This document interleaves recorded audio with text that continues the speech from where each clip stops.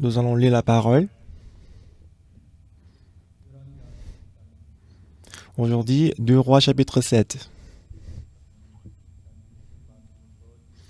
2 Rois chapitre 7 à partir des versets 1.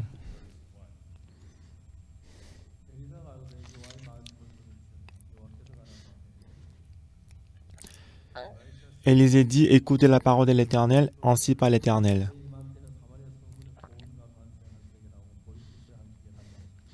Demain à 7 heures, on aura 8 mesures de fleurs de farine pour un cycle et 2 mesures d'orge pour un cycle à la porte de Samarie.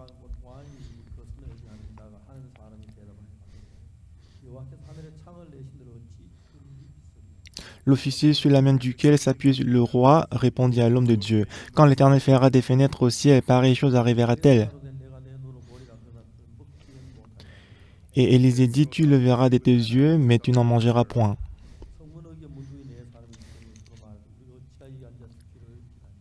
Il y avait à l'entrée de la porte 4 lépreux qui se dirent l'un à l'autre, quoi resterions-nous ici jusqu'à ce que nous mourions?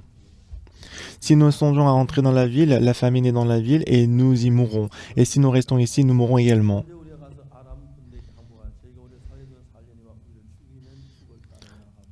Allons nous jeter dans le camp des Syriens? S'ils nous laissent vivre, nous vivrons, et s'ils nous font mourir, nous mourrons.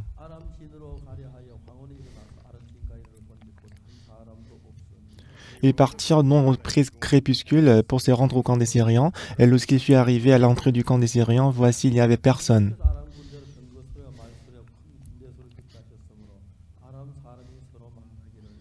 Le Seigneur avait fait entendre dans le camp des Syriens un bruit des chars et un bruit des chevaux, le bruit d'une grande armée, et ils s'étaient dit l'un à l'autre.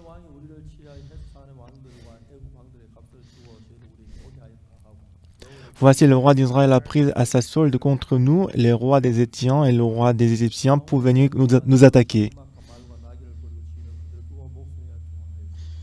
Et ils se levèrent et prirent la fuite au crépuscule, abandonnant leurs tentes et leurs chevaux et leurs ânes, le canté qu'il était, et ils s'enfuirent pour sauver leur vie.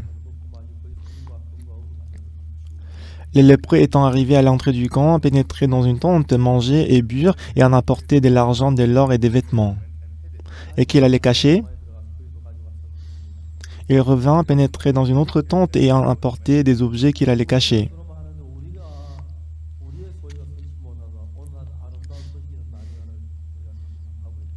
Puis ils se dirent l'un à l'autre, nous n'analysons pas bien, cette journée est une journée de bonnes nouvelles.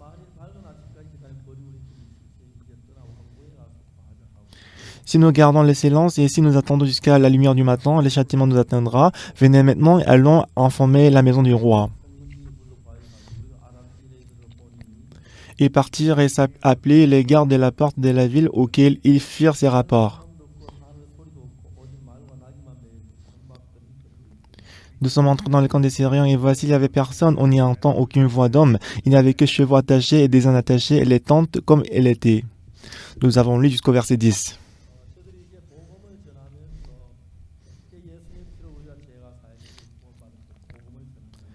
Et en prêchant l'évangile de Dieu, comment le sang de Jésus-Christ a lavé tous nos péchés.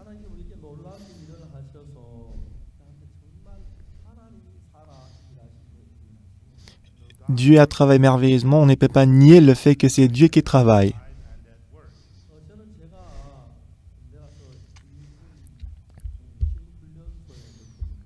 Et quand je suis allé faire le service militaire, j'ai été envoyé au centre de formation de transmission.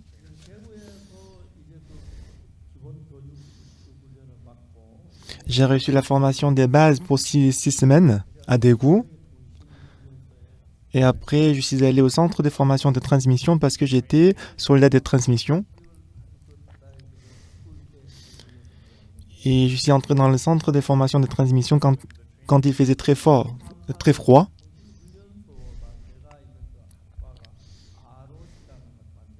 Donc j'étais reconnaissant parce que le département auquel j'ai faisais partie, c'était ROC. ROC, ça veut dire le programme de l'opération des radios. Donc il s'agit de soldats de transmission. Normalement, notre centre était à Daejeon. Et je fais partie des 311e promotion. À partir de ma promotion, on a déménagé, on était à Wonju. Donc du coup, au centre de formation des transmissions à Wonju, notre promotion était le plus ancien. Donc puisque c'était un centre spécialisé, on respectait très bien les uns les autres. On avait 3 principes dans notre centre de formation. Donc si on fume devant le supérieur, il ne peut pas manger avec ses dents. S'il va aux toilettes plus vite que les supérieurs, il ne pourra pas marcher avec ses pieds. Quand il ne salue pas aux supérieurs, à ses aînés, il ne pourra pas dormir. Donc du coup, tout était strict et rigoureux dans notre centre. Et moi, je suis entré dans ces centres de formation en tant que le premier promotion. Parce que avant notre promotion, il n'y avait pas les aînés. Donc tout était strict. On était le plus ancien de ces centres. Et tous les samedis, il y avait les nouvelles recrues, jeunes soldats qui sont entrés et qui sont sortis. Et tous les samedis, lorsque les jeunes soldats sont entrés, je suis entré dans la caserne, puisque j'étais le plus ancien de la promotion. J'étais le plus ancien parce que je suis entré une semaine avant qu'eux. Alors je leur ai dit, est-ce que vous avez bien dormi dans le train hier soir? Oui, nous avons bien dormi. Ne criez pas très fort. Écoutez-moi. Ne soyez pas trop nerveux. Après une semaine, votre cadets entreront après avoir conforté leur cœur. Et après, il leur a demandé si vous allez à l'église, levez la main. 80% des gens, ils ont levé la main. Dans notre centre de formation, c'était où il n'y avait pas le pasteur. Donc il n'y avait pas le pasteur, mais c'est moi qui ai conduit le culte. Donc il n'y avait pas l'aumônier, mais j'ai travaillé en tant que l'aumônier.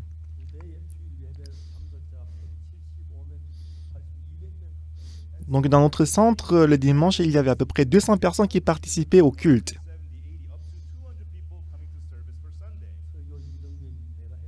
Et que moi, alors que j'étais le soldat de deuxième classe, je prêchais la parole. Et dans l'église des premières divisions, c'était le capitaine qui prêchait la parole. Mais dans cette église, il n'y avait qu'une quarantaine ou cinquantaine de personnes. Donc dans la première division, moi j'étais le pasteur de la plus grande église. Donc j'ai prêché sur le pardon des péchés. Et c'était très bien.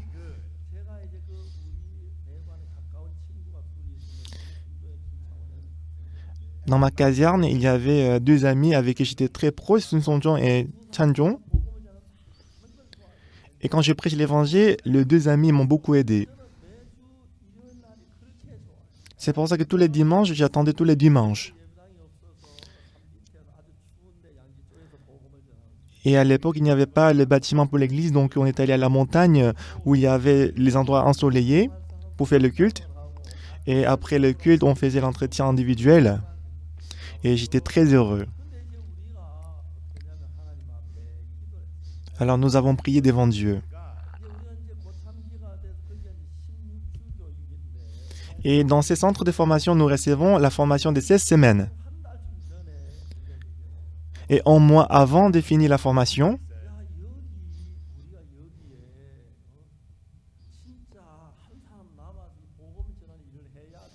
donc il faut que l'une des 3 reste dans ces centres pour travailler le travail de l'évangile.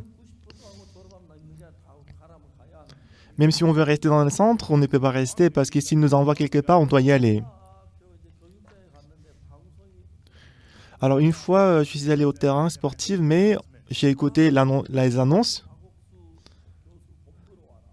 On dit Oksopak 311e promotion, venez au bureau. Ah, pourquoi il m'appelle? Donc je suis allé au bureau des départements de l'éducation. Donc j'ai salué c'est Oxo Park des 311e promotion.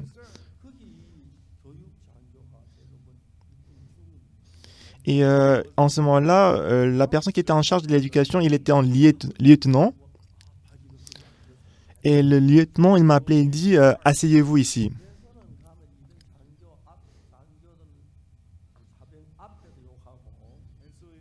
Et dans l'armée, les supérieurs, les officiers, ils insultent devant les soldats et les soldats insultent derrière l'officier. C'est ça la seule différence entre les soldats et l'officier. Mais le seul lieutenant, il m'a vous voyez. Park, avant de venir dans l'armée, quelle profession est-ce que vous avez faite? Quelle était votre profession? Oh oui, j'étais le pasteur d'une église. Et la veille, il était en charge des bases et j'étais venu au bureau pour donner le rapport, pour demander l'autorisation du culte. Il était en fait une personne qui croyait en Dieu, mais après qu'il est entré dans l'armée, il ne vivait plus la vie spirituelle, il ne croyait plus. Mais il était choqué en me voyant, moi qui conduisais les autres soldats pour faire le culte. Alors ce soir-là, il était trop choqué qu'il ne pouvait pas dormir. Park, est-ce que je ne peux pas vous aider? Monsieur le lieutenant, vous pouvez m'aider. Comment est-ce que je peux vous aider? Il fait très froid, mais on n'a pas la chambre pour faire le culte. Est-ce que vous pouvez nous donner la salle? Une salle. Alors il nous a donné une salle. À partir du lendemain, on a fait le culte dans une salle. C'était très bien. À la fin de la formation de 16 semaines, c'était le jour de remise des certificats. Comme j'étais très reconnaissant avec lui, je suis allé le voir. Alors en voyant qui est venu dans le bureau, je l'ai salué, mes respects. Je lui ai dit aujourd'hui, je vais finir la formation. Puisque vous m'avez beaucoup aidé, je suis là pour vous saluer avant de partir. Donc le jour de finir la formation, je deviens le soldat des premières classes. Donc il m'a appelé, Park, attendez. J'ai quelque chose à vous dire. Donc j'attendais.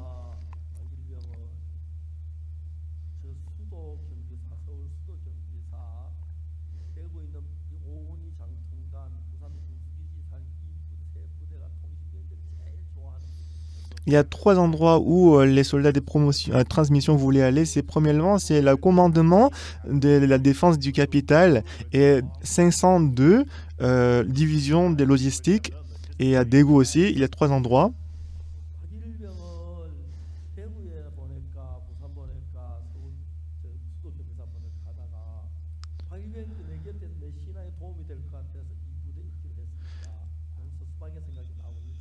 Alors je me demandais où est-ce que je dois envoyer Park. Est-ce que je dois l'envoyer à Séoul, à Busan, à Daegu? Mais je me dis que s'il reste à côté de moi, ça va beaucoup aider ma vie spirituelle. Du coup, j'ai décidé de te laisser à côté de moi. Ce qui fait que moi, j'ai fait mon service militaire dans ces centres de formation de transmission pendant 3 ans. Et un mois avant de la fin de service militaire, un nouveau pasteur est venu, dont j'ai reçu les salaires de soldats de deuxième classe. J'ai travaillé en tant que l'aumônière de cette base militaire. Pendant 3 ans, je prêchais l'évangile, j'étais très heureux.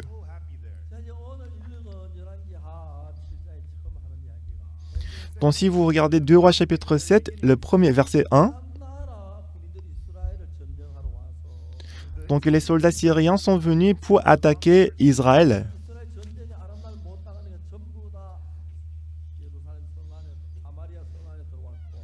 Alors le peuple d'Israël ne pouvait pas se battre contre les Syriens, ils étaient renfermés dans la ville, ils ont fermé la porte de Samarie. Parce que l'Israël était assiégé par les Syriens, ils ne pouvaient pas sortir de la ville.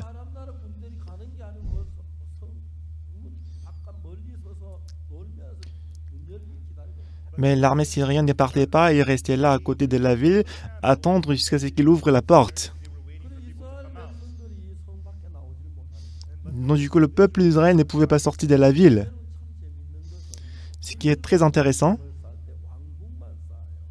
c'est que quand on construit les murailles autour des palais du roi. Mais en Corée, quand on fait les murailles autour de la ville. Par contre, la Chine, quand on construit les murailles, on fait les murailles dans le pays. C'est pour ça que en Chine, il y a le grand muraille. Donc en Israël aussi, ils ont fait les murailles autour des Samaries.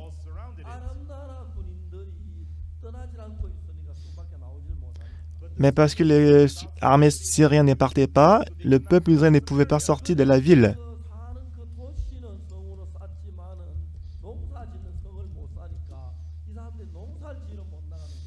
C'est vrai qu'ils ont construit les murailles autour de la ville, mais ils n'ont pas construit les murailles autour des champs qu'ils cultivaient. Ils ne pouvaient pas sortir pour cultiver. Comme ils ne pouvaient pas cultiver, après 1 an, 2 ans, 3 ans, il manquait de nourriture et du riz. La femme, elle mangeait même le bébé qu'elle a enfanté. Comment une femme peut manger son bébé?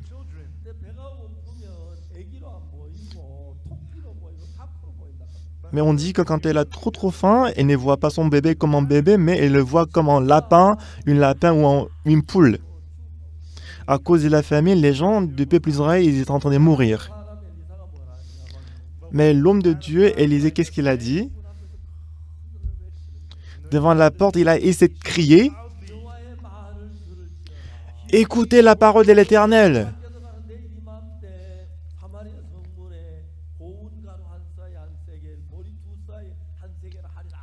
Ainsi par l'Éternel, demain à 7 heures, on aura 8 mesures de fleurs de farine pour un cycle et 2 mesures d'orge pour un cycle à la porte de Samarie.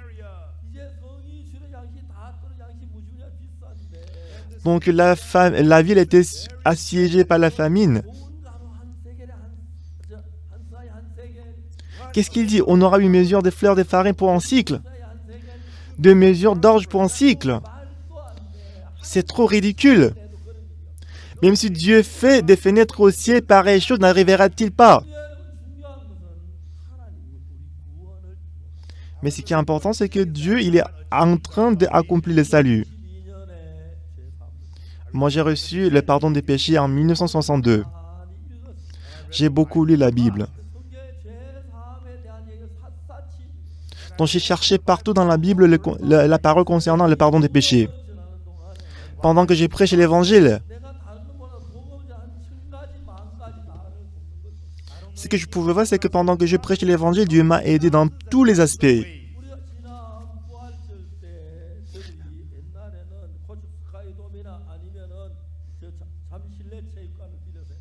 Donc pendant le culte des Pâques, normalement, on a loué la grande salle de le stade de baseball Gochok Skydome pour faire le culte.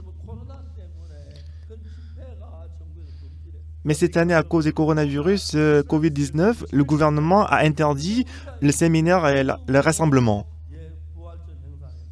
Alors, à travers le logiciel audiovisuel Zoom, nous avons fait le culte des Pâques. Alors, on a fait le culte tôt le matin, dans l'après-midi et le soir.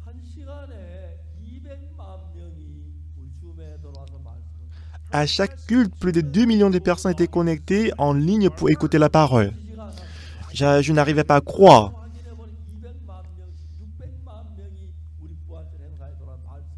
Mais après, quand j'ai vérifié, à chaque culte, 2 millions de personnes étaient connectées. En tout, 6 millions de personnes étaient connectées pour écouter la parole. Juste après le culte des Pâques, du 10 mai, nous avons fait le séminaire de la Bible en ligne.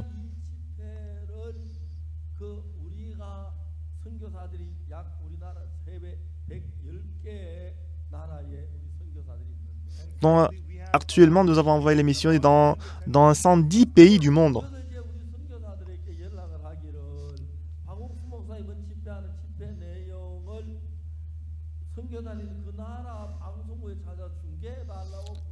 Alors nous avons appelé tous les missionnaires pour contacter la station de télé pour demander, cette fois-ci on fait le séminaire de la Bible, est-ce que vous pouvez diffuser les sermons des pasteurs Pâques?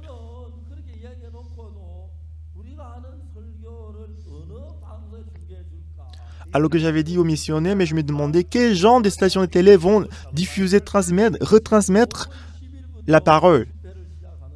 On a commencé le séminaire du 10 mai.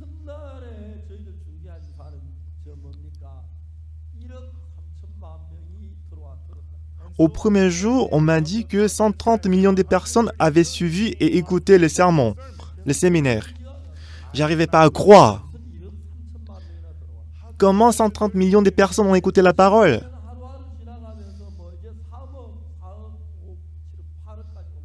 Mais de jour au jour, le nombre de personnes a augmenté jusqu'à 200 000, 300 millions et 400 millions jusqu'à 1 milliard.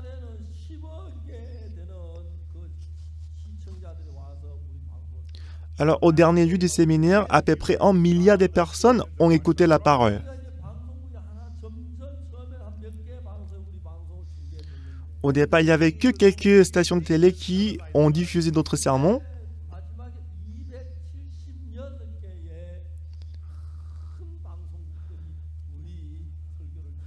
Mais à la fin, en tout, 276 stations de télé ont diffusé le séminaire de la Bible.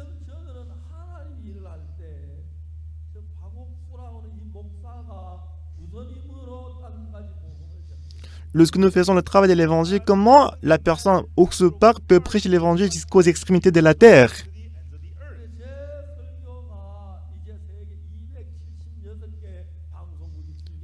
Mon sermon a été diffusé par 276 stations de télé du monde entier.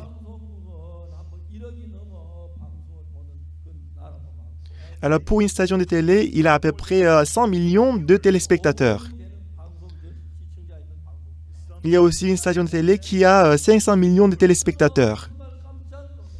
Moi, j'étais très surpris. Et que cette fois-ci, nous avons traduit les sermons dans 26 langues. Alors, le monde entier, le séminaire qui avait commencé du 10 mai, tout le monde entier ont écouté la parole. J'ai réfléchi. Je vais à Séoul. Si je vais à la station KBS, MBC, SBS, si je demande est-ce que vous pouvez diffuser le sermon de Pasteur Pâques, je pense qu'ils vont se moquer de moi.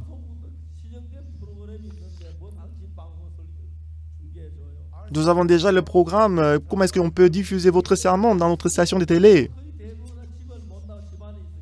Mais à l'époque, à cause du coronavirus, la plupart des gens ils étaient confinés chez eux. Alors, on dit qu'en tout, il y avait 1 milliard de téléspectateurs. Alors, lorsqu'on a ajouté tout le nombre de téléspectateurs des 276 stations de télé, ça faisait 1 milliard de téléspectateurs. Mais les stations de télé, ils ont dit, parce qu'ils ne pouvaient pas diffuser le sport, baseball ou football, il y aurait eu plus de personnes qui ont écouté la parole. Je ne pouvais pas le croire, mais c'était la vérité. De temps en temps, quand j'entre dans l'Internet, il y avait des milliards de commentaires qui ont dit qu'ils étaient reconnaissants d'écouter la parole. En 1962, par le sang de Jésus-Christ, j'ai reçu le salut. Et pendant que j'ai prêché l'évangile, le pardon des péchés, ces prédications de l'évangile, ce n'est pas mon travail à moi, mais c'est le travail de Dieu. J'ai expérimenté à plusieurs reprises que Dieu m'a aidé pour accomplir ce travail. Je vous ai dit ça la semaine dernière. Une fois, nous avons organisé une retraite au centre de retraite à Dedok.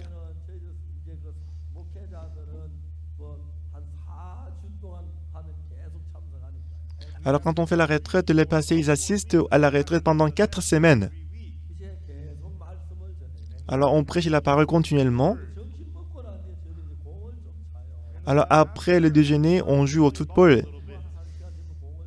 Après le déjeuner, nous jouons au tennis-ballon. Puisque je suis âgé, je ne peux pas vraiment jouer au football, mais je joue au tennis-ballon.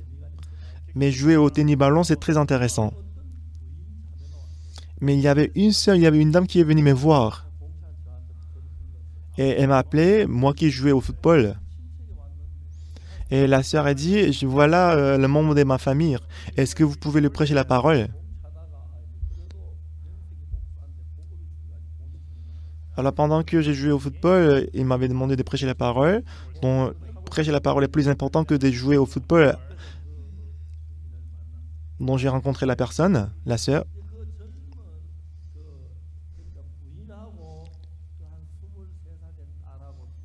Donc il y avait une dame et sa fille qui avait à peu près 23 ans.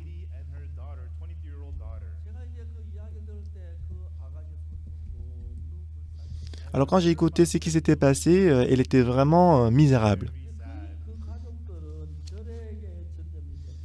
Alors sa famille était contaminée par tuberculose pulmonaire. Alors pour traiter la tuberculose, ils ont pris des médicaments. Alors après avoir pris des médicaments, ils étaient beaucoup rétablis. Alors ils ont fini le traitement contre la tuberculose. Et en général, les médicaments contre la tuberculose endommagent beaucoup l'estomac. Alors quand on prend les médicaments contre la tuberculose, ça endommage beaucoup l'estomac. Alors comme ils étaient guéris, ils ont fini de prendre le médicament. Mais en fait, quand on a la tuberculose, c'est ce qui est important. Pensant qu'on était guéri, on arrête de prendre le médicament. Mais il y avait le microbe de tuberculose qui n'était pas encore mort dans le corps. Puisque ces microbes, ils ont les systèmes immunitaires, ils ont des anticorps contre le médicament. Donc cette personne-là, même s'il prend encore le médicament, il ne peut pas guérir, traiter la maladie, il va mourir. Donc la personne, elle s'appelait Nam Mi-son. Le père de Mi-son, il était mort à cause de tuberculose. Et sa mère, elle a coupé la moitié du poumon. Mais Mi-son, elle avait 23 ans, mais elle perdait continuellement le poids.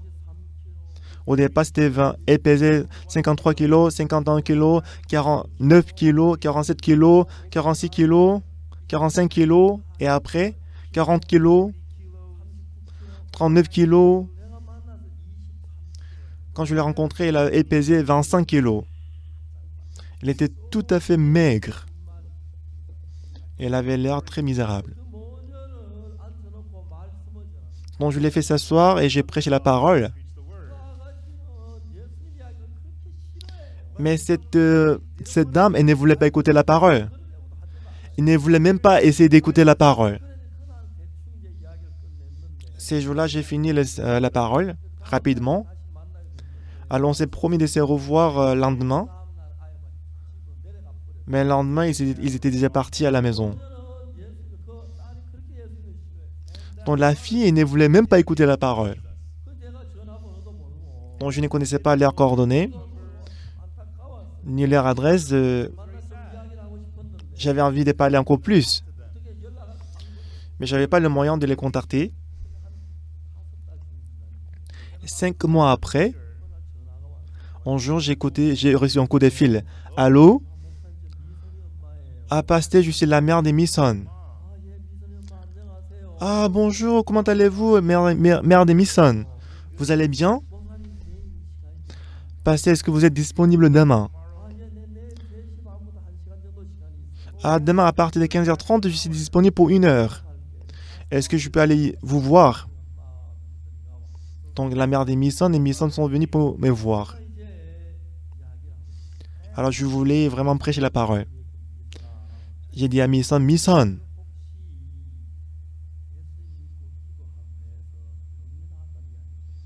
t'as entendu parler de la personne qui a prié et qui était guérie par la parole de Dieu.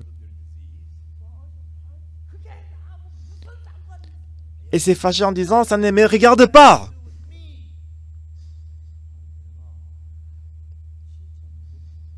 Donc j'étais complètement embarrassé. Pourquoi si fâché? Elle ne voulait même pas écouter un mot de Jésus-Christ.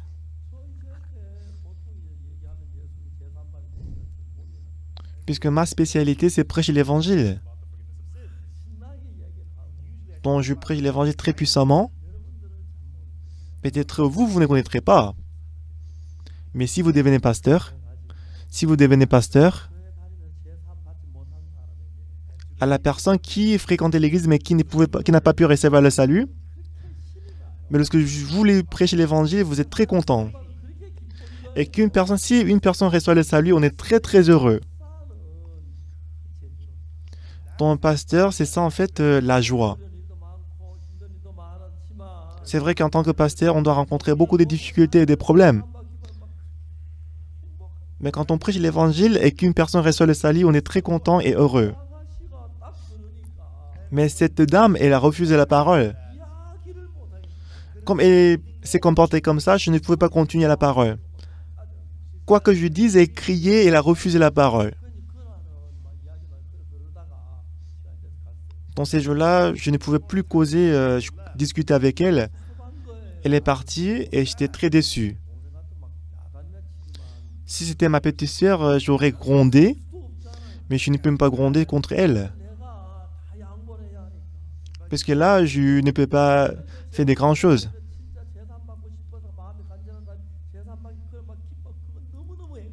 Quand je vois une personne qui a vraiment envie d'écouter la parole, recevoir le salut, je suis très content de le voir.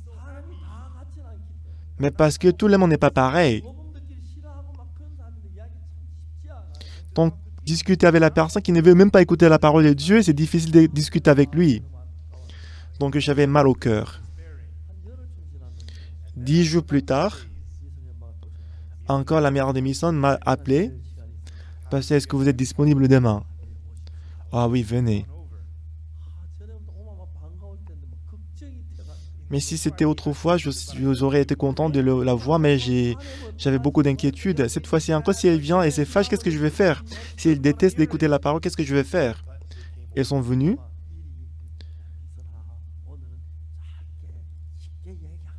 Mais en avant, je lui ai dit, Mission, aujourd'hui, je vais parler très brièvement et je vais parler très simplement. Écoutez-moi juste 1 minute. Ensuite, j'ai commencé à prêcher l'évangile de Dieu. Donc, de peur qu'elle va se fâcher, j'ai prêché un peu doucement. En fait, en réalité, si elles vont en enfer, c'est pas moi qui vais en enfer, c'est elle. Mais je ne peux pas lui dire que tu vas aller en enfer et je ne peux pas la chasser. Alors, de tout mon cœur, j'ai prêché l'évangile, le pardon des péchés. Parce que c'est le problème d'aller au ciel éternel ou aller en enfer éternel. Même si elle se fâche, je dois supporter. Alors, si on peut prêcher l'évangile normalement, c'est bien.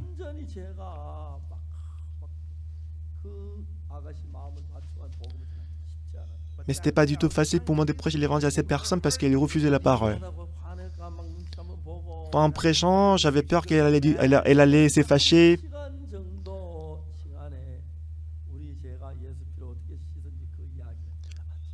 Ainsi, pendant 1 heure de temps, j'ai prêché le pardon des péchés, comment les péchés sont lavés par Jésus-Christ. À la fin, je dis, donc j'ai fini la prédication. Et ensuite, j'ai demandé à Mission, est-ce que tu crois en cela? Mais elle a dit, oui, pasteur, j'y crois. Alors maintenant, je ne pouvais pas la croire là.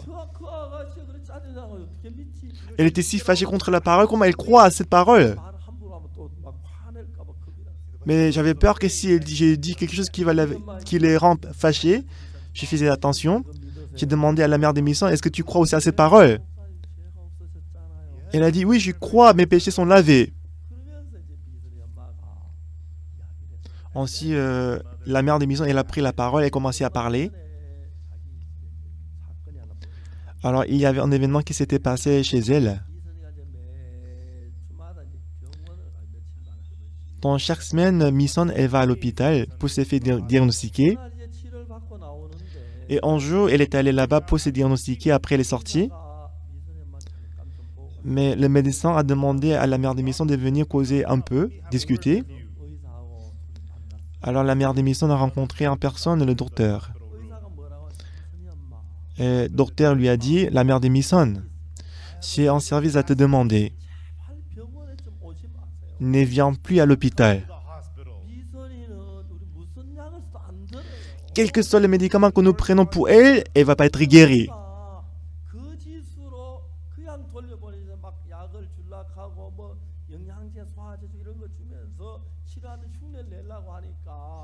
Elle ne va pas être guérie, mais on donne des médicaments en faisant semblant qu'elle va être guérie et ça fait mal au cœur.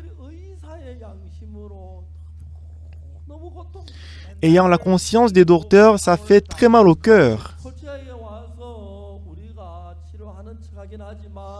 Pour parler honnêtement, on fait semblant comme si on la traite.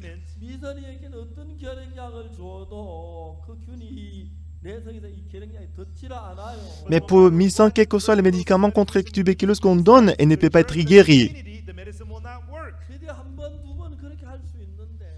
On peut peut-être donner des médicaments une fois ou deux fois. Ça fait mal au cœur de donner des médicaments qui ne vont pas la guérir parce qu'elle a déjà la résistance dans son corps. Ça fait mal au cœur. S'il vous plaît, arrêtez de venir à l'hôpital. Parce qu'on ne peut rien faire, on ne peut pas faire de grandes choses pour elle. Et la mère de Misan, elle a dit d'accord, j'ai compris. Elle est sortie de l'hôpital. Donc elle a pris la voiture et Misan a demandé qu'est-ce que le docteur a dit. Bah ça va, il n'y a pas de souci. Donc elle a roulé la voiture, elle a déposé Misan à la maison. Et la mère de Misan est sortie de la maison. Et en ce moment-là, il pleuvait beaucoup. Mais la mère de Misan, elle n'a même pas pris la parapluie. Elle sortait, elle marchait dans la pluie. Jusqu'à présent, elle est allée à l'hôpital ayant un petit espoir dans son cœur. Mais lorsque le docteur dit « Arrêtez de venir à l'hôpital », ça veut dire que Misan va mourir.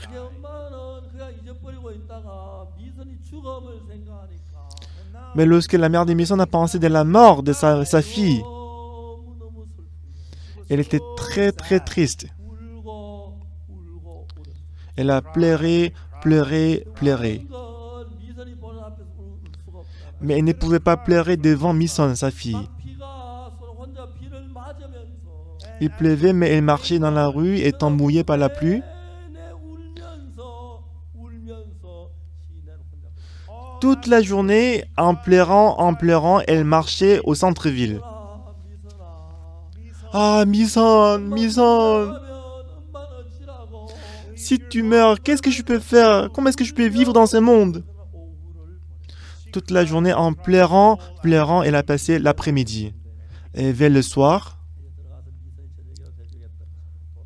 alors elle est rentrée à la maison pour préparer le dîner. Mais en rentrant, elle s'est rappelée d'une voyante qu'elle connaissait. Si je vais aller voir une voyante, peut-être qu'elle aurait des solutions. Alors la mère de Misan est allée à la maison de voyante. Et la voyante, elle était étonnée. Pourquoi tu es mouillée de la pluie? Ah, parce que je n'avais pas le parapluie, j'étais justement mouillée. Alors elle a essuyé ses cheveux avec la serviette. Et ensuite, la mère de Misan a pris la parole.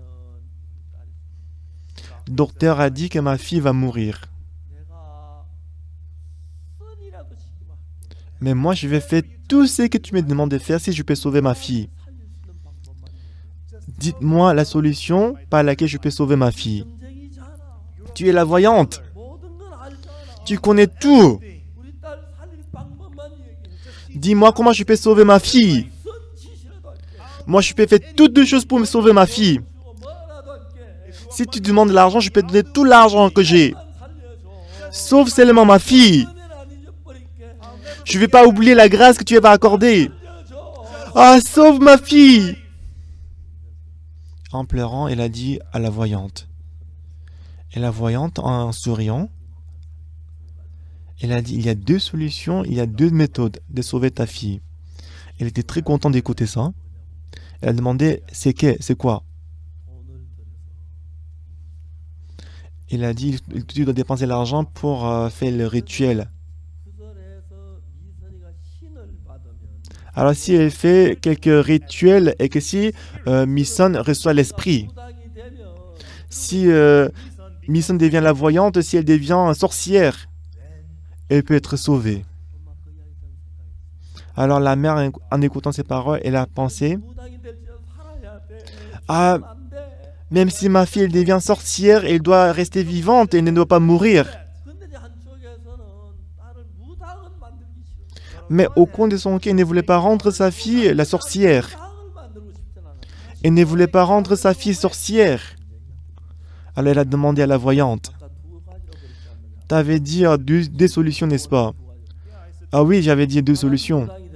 La première solution, c'est de devenir la sorcière. C'est quoi la deuxième solution que tu vas proposer? La voyante, en souriant, elle a dit, la deuxième solution, c'est croire en Jésus. La mère d'Emison, en écoutant ces paroles, elle s'est dit, même si elle ne devient pas la sorcière, si elle peut croire en Jésus-Christ, c'est mieux. Depuis ces jours-là, elle a décidé de croire en Jésus-Christ. Elle est rentrée à la maison, mais elle était trop fatiguée. Lorsqu'elle est rentrée à la maison, Misun était en train de dormir sur le lit. Alors elle a pris, elle a saisi la main de Misun.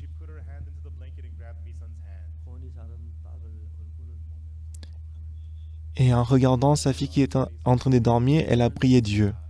Ah mon Dieu, sauve ma fille Misun. Ah Seigneur, sauve ma fille Misun. Donc elle a pleuré, elle a dit ça, tout ça dans son cœur. Le lendemain, la mère de Misun a dit à sa fille, Misun, j'ai quelque chose à te dire. Maman, qu'est-ce que tu veux me dire? Assieds-toi ici. Et elle a continué.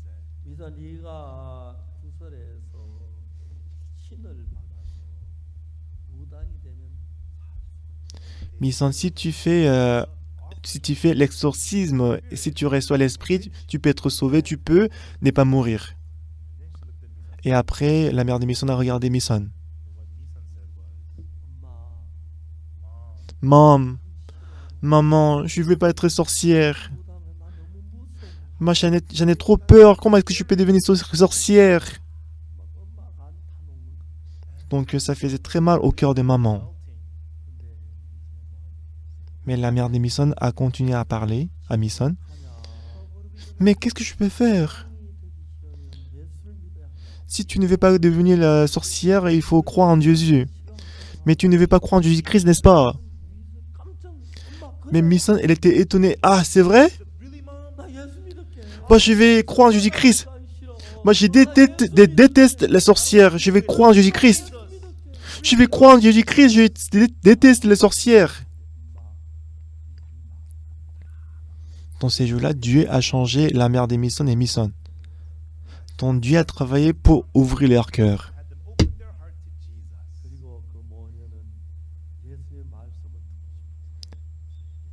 Et mère de Misun et Misun pour écouter la parole de Dieu et sont venus me voir.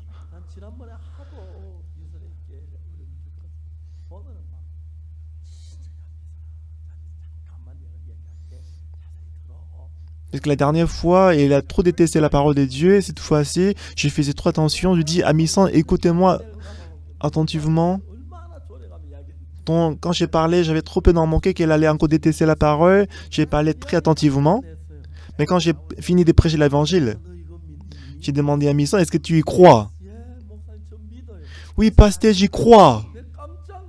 J'étais très choqué. Je pense que Misun, peut-être, elle a mal compris. Elle était une fille qui détestait la parole de Dieu. Mais elle a remercié Dieu. Mais lorsqu'elle a dit qu'elle croit en Dieu, je ne pouvais pas croire ça. J'ai demandé à la mère de Misun. La mère de Misun, est-ce que vous croyez en cela? Et la mère de Misun, elle a ouvert la bouche et elle a dit, pasteur, nous croyons à cette parole. On croit que nos péchés sont lavés. Ces jours-là, la mère et la fille, elles ont reçu le salut et le pardon des péchés. Et quand j'ai prêché l'évangile, des fois, il y a beaucoup de gens qui s'élèvent contre la parole et l'évangile. Il y a aussi des gens qui m'appellent, ils se moquent de moi, ils m'insultent. C'est parce qu'ils ne savent pas. Mais pendant que je prêche l'évangile, des fois je me dis, cette personne ne va pas recevoir le salut. Mais j'ai expérimenté à plusieurs reprises que Dieu a changé son cœur. Et la mère et la fille, Mison, elles ont changé depuis ces jours-là. Et à l'époque, j'étais à Daejeon et à l'université de Chungnam, à la salle de conférence, on a fait un événement. Je suis allé là-bas. Après que j'ai donné le message, et je suis sorti par la porte derrière. Mais devant la porte, la mère et la fille Mison, elles m'attendaient. Alors je l'ai ramené à mon bureau. Et ils étaient assis, on s'est discuté. Et Mison, elle était très jolie et qu'elle a pris des poids.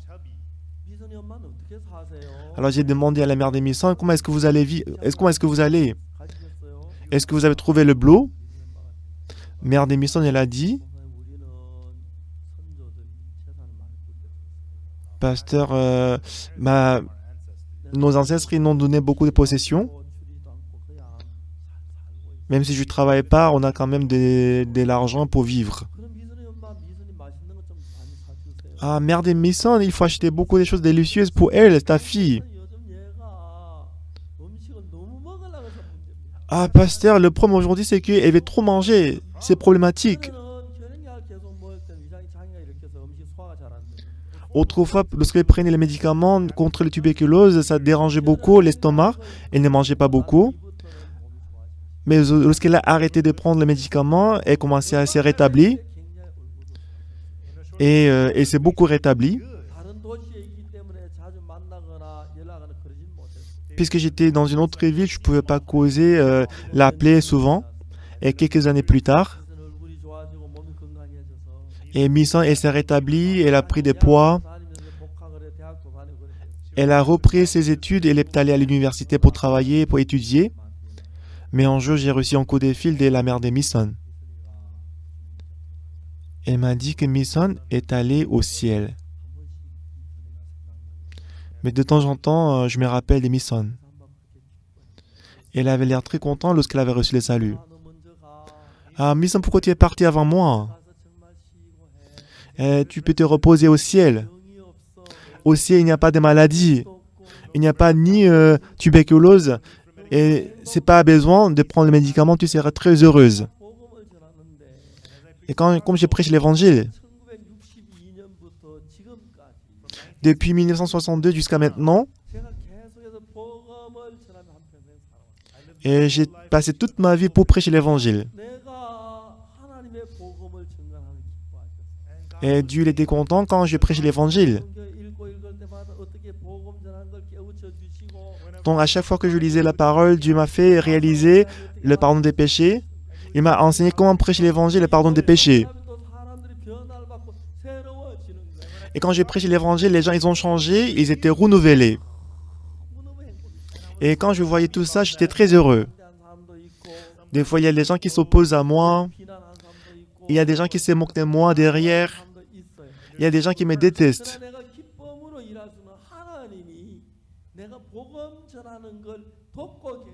Mais la raison pour laquelle je peux travailler avec la joie, parce que Dieu m'aide à prêcher l'évangile.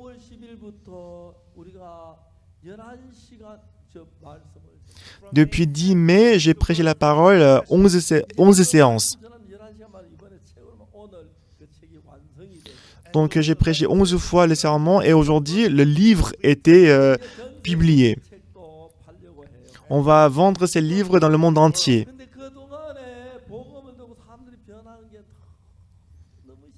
Mais en tout cas, entre-temps, quand j'ai prêché l'évangile, quand je voyais les gens changer, c'était très étonnant. Je dis souvent, si vous ne devenez pas le pasteur, pourquoi vous vivez dans ce monde? Des fois, on est en difficulté. Des fois, il y a les gens qui ne nous comprennent pas. Il y a des gens qui nous persécutent. Mais quand je prêche l'évangile, une personne reçoit le salut. Mon père aussi, pendant longtemps, il ne croyait pas en Jésus. Mais mon père, 3 jours avant de mourir, il a reçu le salut, il a reçu le pardon des péchés. J'étais très heureux. Mon fils, il est né en 1974.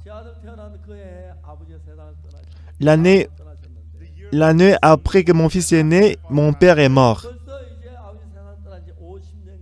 Ça fait à peu près 50 ans que mon père il est mort.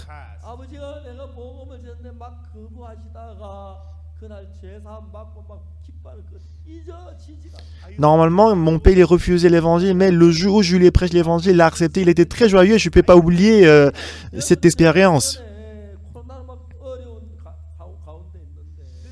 Dans ces temps-ci, à cause des coronavirus, on était en difficulté.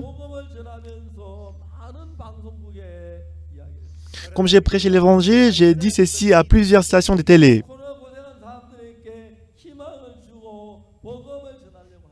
Alors, je veux prêcher l'évangile et l'espoir aux gens qui souffrent des coronavirus.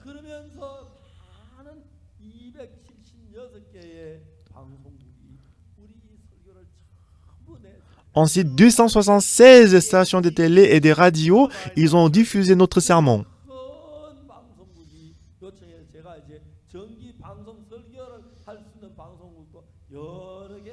Il y avait aussi plusieurs grandes stations de télé qui nous ont demandé de prêcher les sermons dans cette station régulièrement. Et ces jours-ci, je suis vraiment occupé de filmer, enregistrer les sermons pour envoyer à la station de télé. Donc, dans la ville de Samarie où il y avait la famine, Jésus-Christ, l'Éternel a dit,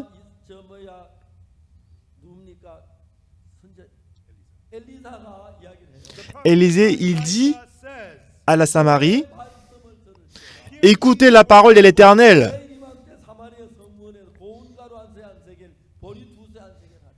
Demain à 7 heures, on aura 1 mesure de fleurs de farine pour un cycle et 2 mesures d'orge pour un cycle. Et l'officier du roi qui l'écoutait à côté, il a dit quoi?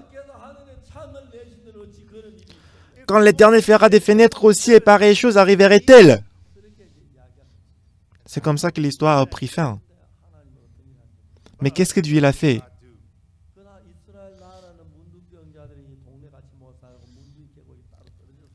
En Israël, les lépreux ne peuvent pas vivre avec les gens. Ils sont isolés. Ils vivent dans le village de lépreux.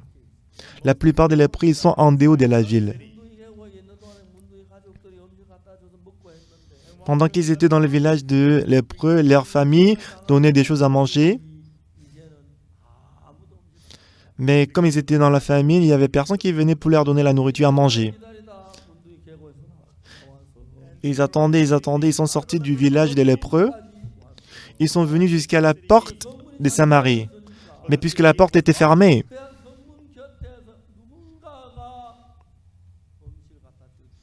donc ils attendaient à côté de la porte quelqu'un de venir lui donner la nourriture. Je ne sais pas au départ, il y avait combien de personnes qui attendaient. La plupart des gens, ils étaient tués, ils étaient morts. Il n'y avait que 4 personnes qui étaient restées.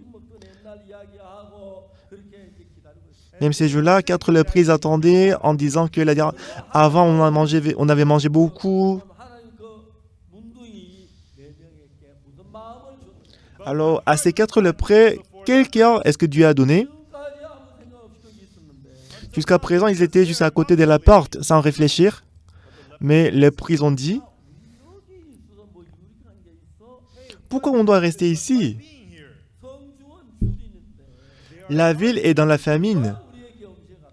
Qui est-ce qui va venir nous donner la nourriture à manger? Si nous restons ici, on va mourir. Même si on entre dans la ville, on va mourir de faim. Ce sera mieux d'aller au camp des Syriens pour se renoncer. En restant longtemps à côté de la porte de Samarie, est-ce qu'aujourd'hui, est-ce que quelqu'un va venir pour nous donner la nourriture? Ils attendaient. L'un après l'autre, ils étaient morts. Il n'y avait que 4 lépreux qui sont restés jusqu'à la fin. À la fin. 4 lépreux, ils ont pensé que s'ils restent là, ils vont mourir de faim. Alors il s'est dit l'un à l'autre, pourquoi on doit rester là? Allons au camp des Syriens, on va abandonner. S'ils nous tuent, on va mourir. S'ils nous laissent vivre, nous allons vivre. Il y a la nourriture là-bas. Alors les lépreux, ils ont changé le cœur. Alors au crépuscule, il s'est levé. Il s'est rendu au camp des Syriens. Et les lépreux, ils avaient faim pendant plusieurs jours. Parce qu'ils étaient lépreux, il manquait de doigts, l'orteil. En boitant, ils sont allés au camp des Syriens. Et pendant qu'il allait là-bas, le soleil s'est couché, il faisait sombre.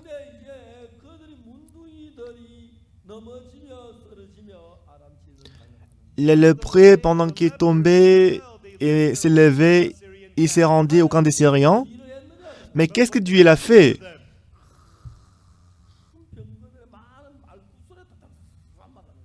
Mais le Seigneur, il a fait entendre dans le camp des Syriens un bruit des chars, un bruit des chevaux,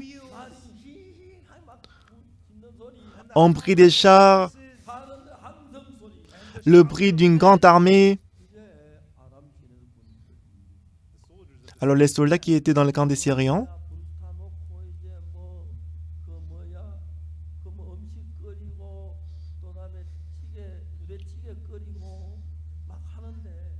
donc les soldats à l'époque, ils étaient en train de préparer la nourriture pour manger le dîner. Mais ils écoutaient le bruit des chevaux.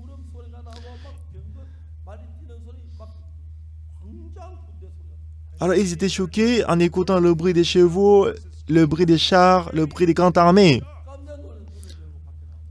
Alors ils étaient choqués, ils ont ouvert la porte pour voir ce qui s'était passé, mais il faisait sombre. Ils écoutaient le bruit des chevaux. Alors quelqu'un a dit, c'est sûr que le peuple Israël, ils ont appelé les autres rois pour nous attaquer. Alors les soldats des Syriens, ils étaient dans la confusion. Sans prendre les chevaux, ils se sont enfuis. Après, 4 lépreux sont arrivés au camp des Syriens. Est-ce qu'il y a personne ici dans le camp? On est venu ici pour renoncer. Est-ce qu'il y a personne ici? Mais il n'y avait personne. Lorsqu'il est entré dans une tente, oh là là, il y avait des nourritures au feu. Est-ce que c'est un rêve ou pas? En tout cas, on va manger d'abord. Ils mangeaient. Ils ont caché l'or et l'argent. Ils mangeaient à nouveau. Ils les cachaient encore. Ils les mangeaient encore. Les lépreux, ils étaient en dehors de leur conscience. Et en cachant continuellement, les lépreux, ils ont dit ceci. Nous n'agissons pas bien. Cette journée est une journée de bonnes nouvelles. Mais nous restons dans le silence. Si nous attendons jusqu'à la lumière du matin, le châtiment nous atteindra. Maintenant, ils sont beaucoup rassasiés, n'est-ce pas? Ils ont déjà caché beaucoup de bijoux. Alors, après, ils sont retournés à la Samarie. Ah, écoutez-moi, écoutez-moi!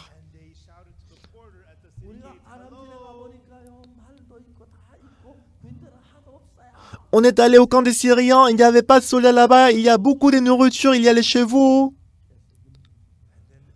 Alors les gens, ils étaient réveillés. Ah, ils ont donné le rapport au roi.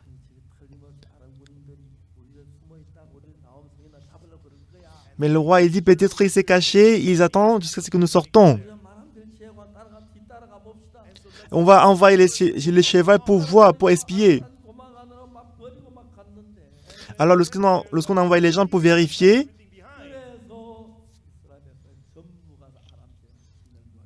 c'était vrai que tous les gens sont partis, donc ils ont envoyé tout le peuple d'Israël pour prendre ce qui était resté. Il y avait beaucoup de vêtements, ils ont pris tous les vêtements, la nourriture, l'or. Et ces jours-là,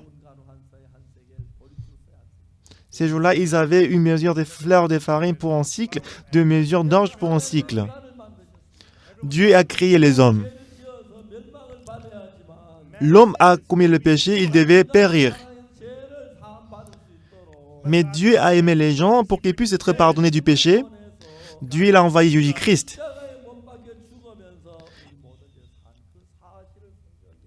Et la Bible nous atteste que Jésus-Christ est mort sur la croix pour laver nos péchés.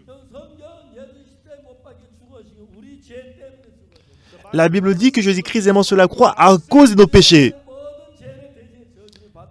Et parce que Jésus-Christ a reçu toutes les malédictions qu'on devait recevoir. La Bible dit que par la mort de Jésus-Christ, il a mis fin à nos péchés. Aujourd'hui, beaucoup d'églises,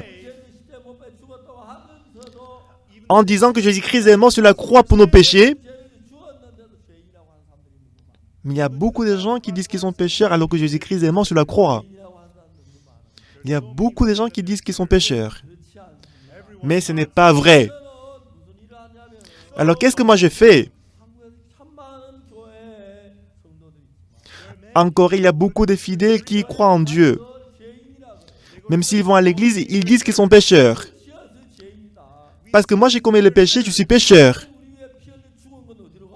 Mais pourquoi est-ce que Jésus-Christ est mort sur la croix pour nos péchés?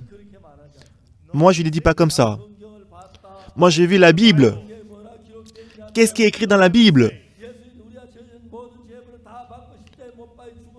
Jésus-Christ est mort sur la croix pour laver nos péchés. Il a reçu toutes les punitions de nos péchés. À travers sa mort, tous nos péchés sont lavés et effacés. Il nous a déclarés justes. Mais les gens, ils sont trompés par Satan. Même s'ils disent que Jésus-Christ est mort pour nous. Mais ils disent toujours qu'ils sont pécheurs. Alors Jésus-Christ qui est mort pour nos péchés, à quel point est-ce qu'il sera découragé? À quel point est-ce que Dieu sera déçu? Et quand j'ai regardé la parole, c'était certain que nos péchés étaient lavés. Et moi, j'ai commencé à prêcher cet évangile. J'ai prêché cet évangile aux États-Unis, je l'ai prêché en Allemagne, je l'ai prêché en Russie, je l'ai prêché à travers le monde. Depuis ces jours-là, Dieu était avec moi. J'ai pu voir que Dieu m'a beaucoup béni. Cette fois-ci, les gens, quand ils souffrent de Covid-19,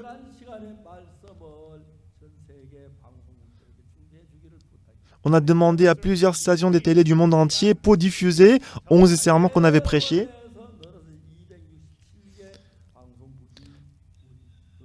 Et le nombre de stations a augmenté jusqu'à 276 stations de télé et radio. Et les gens qui ont écouté la parole, c'est le nombre de 1 milliard de téléspectateurs. Je ne sais pas, tout le monde a reçu le salut ou pas. Mais je crois que la plupart des gens, par la foi, ils ont reçu le salut. Même aux gens qui vont à l'église. Beaucoup de gens disent qu'ils sont pécheurs. Mais ce n'est pas vrai. Alors, s'ils sont péchés, pourquoi est-ce que Jésus-Christ est mort sur la croix? C'est pas vrai, lorsque Jésus-Christ est mort sur la croix, il est mort pour laver tous nos péchés. Et à chaque fois que nous prononçons et prêchons cet évangile, il ouvre toujours la porte. Cette fois-ci, pour la conférence mondiale ICLF, en ligne, à travers Zoom, beaucoup de pasteurs écoutent la parole. J'espère que tous les pasteurs et tout le monde reçoivent le salut. Si Jésus-Christ est mort pour mes péchés sont lavés. Jésus-Christ est mort à ma place. Il a lavé tous mes péchés. Mais il y a encore beaucoup de gens qui ne comprennent pas ça. Il y a encore toujours beaucoup de gens qui disent qu'ils sont pécheurs. Tout le monde, on ne va pas croire ainsi.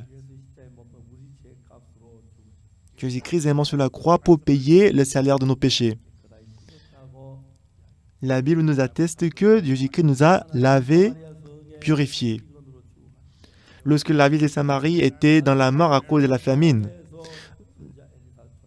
Dieu a aimé la ville de Samarie, il a parlé à travers l'Élysée.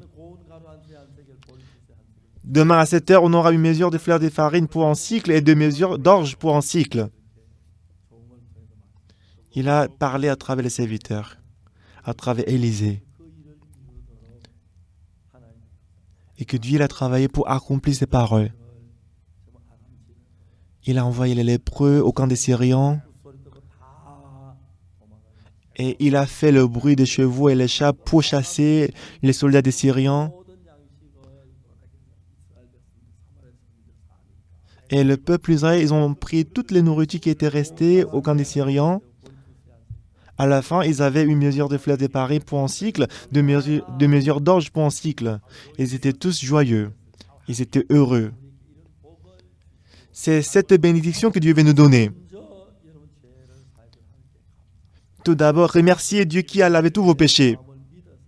Croyez au pardon des péchés. Jésus-Christ n'est pas mort pour rien. Étant crucifié sur la croix, il a été puni pour laver tous nos péchés. Et si on accepte ça par la foi dans notre cœur, nous gagnerons la vie éternelle. De tous, on va aller au ciel, parce que nos péchés sont lavés. Au milieu de la joie, notre vie sera joyeuse et heureuse. Parmi vous, est-ce qu'il y a quelqu'un qui pense qu'ils sont pécheurs? Peut-être vous penserez que parce que vous commettez le péché, vous êtes pécheur. Mais Jésus-Christ étant mort sur la croix, il a lavé tous nos péchés. C'est vrai qu'on a commis le péché. Mais par le sang de Jésus-Christ, il a lavé nos péchés aussi blancs que la neige. C'est ce que nous devons croire. Plusieurs fois dans la Bible, il a déclaré qu'on est juste, on est saint.